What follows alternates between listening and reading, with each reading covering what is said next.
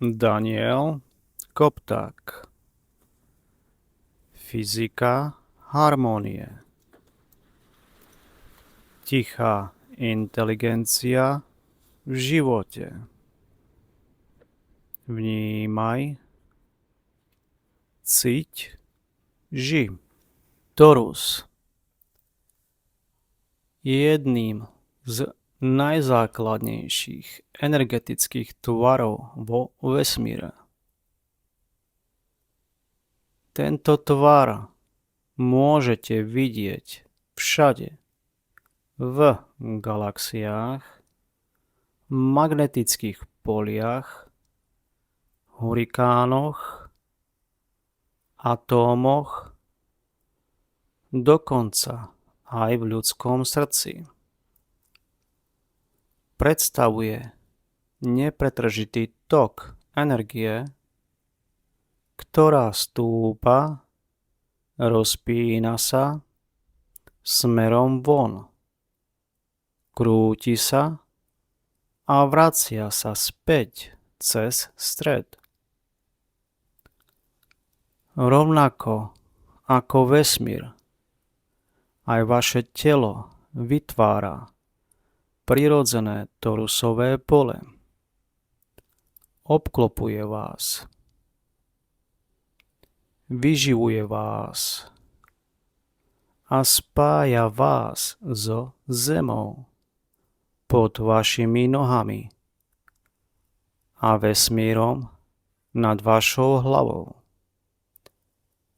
Je to ten istý vzor, ktorý formuje hviezdy, planéty a špirálovitý tanec galaxií. Ako som spomínal,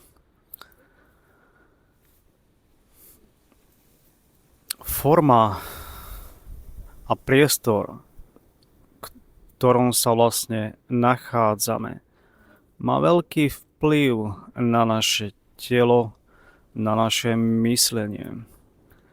Poďme späť do histórie.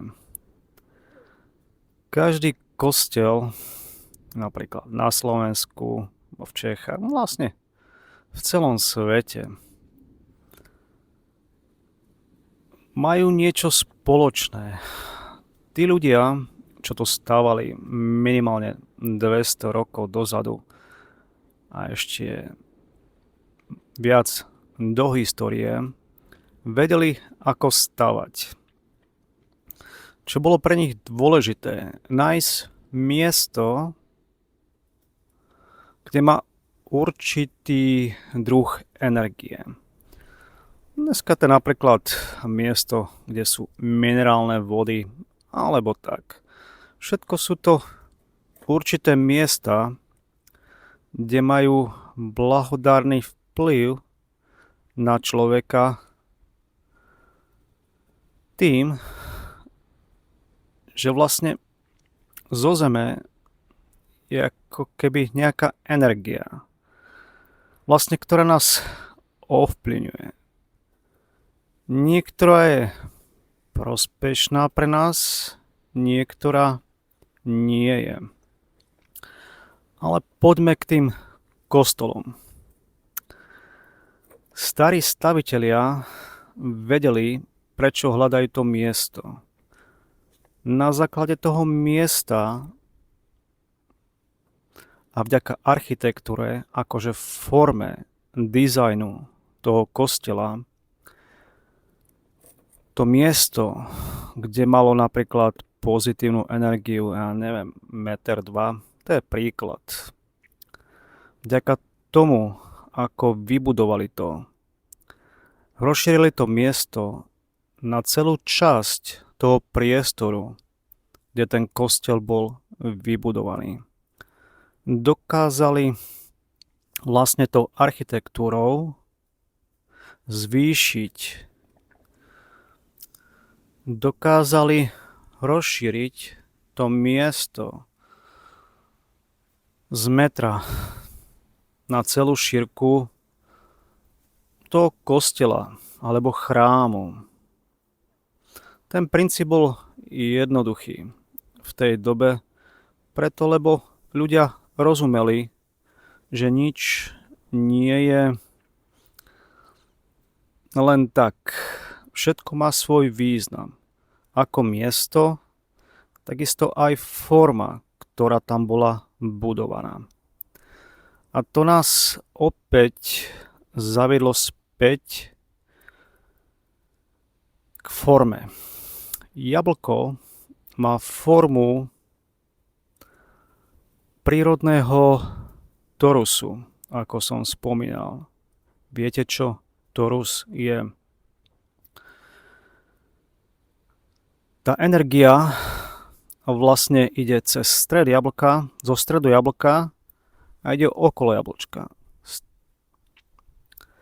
A preto vlastne jablko alebo podobné stromy s týmto princípom sú afektované v prírode najviac. Niektoré tuje takisto. V čom je rozdiel medzi tujom a jablkom? Jablčko sa dá papať, tuja nie, ale čo sa týka formy, majú niečo spoločné. Tuja patrí medzi niečo ako ihličnaté stromy.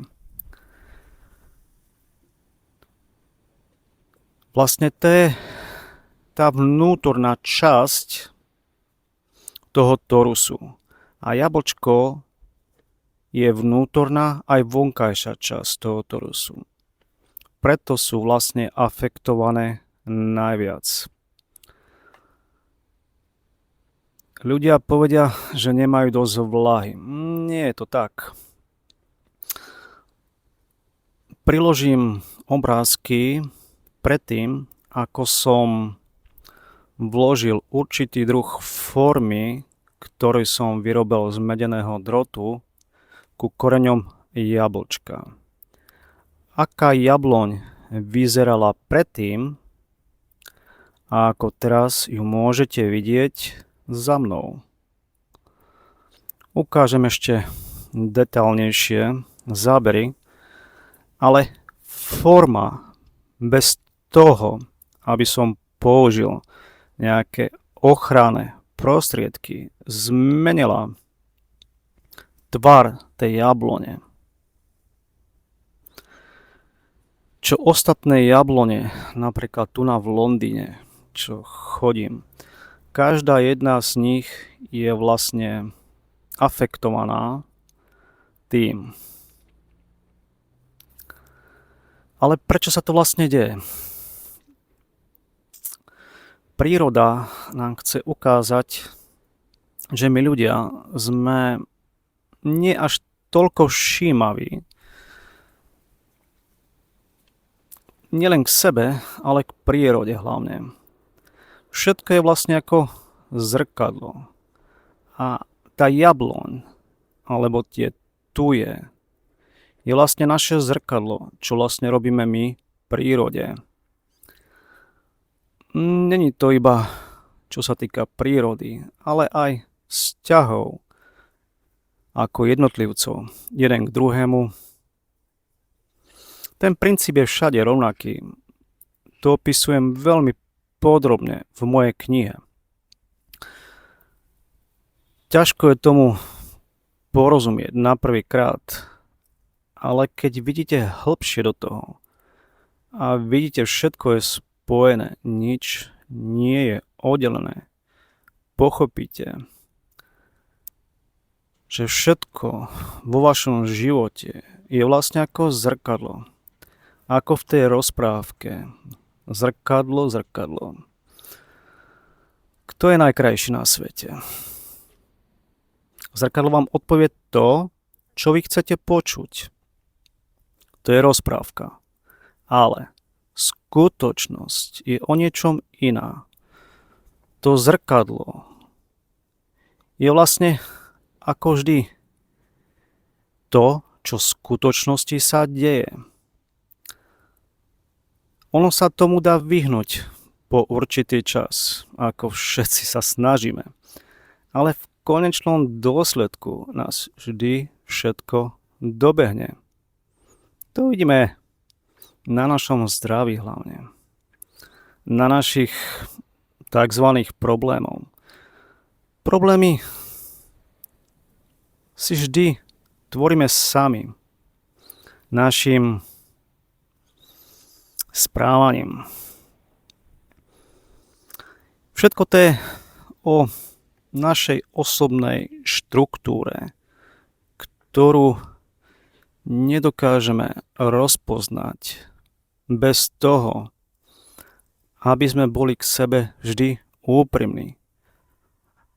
A ako som už spomínal, položme si vždy úprimnú otázku. Som to ja? Alebo ten zvyk? Alebo to správanie patrí niekomu druhému? Tým procesom sa môžeme dostať veľmi ďaleko. Ja osobne som tým prechádzal a ešte stále prechádzam v niektorých fázach, ale to porozprávam v ďalších videách. Ak vás tieto slova zaujali, možno ďalšie zaujímavé, skutočné pohľady zo skutočného, nie skresleného života nájdete v ďalších videách. Ďakujem.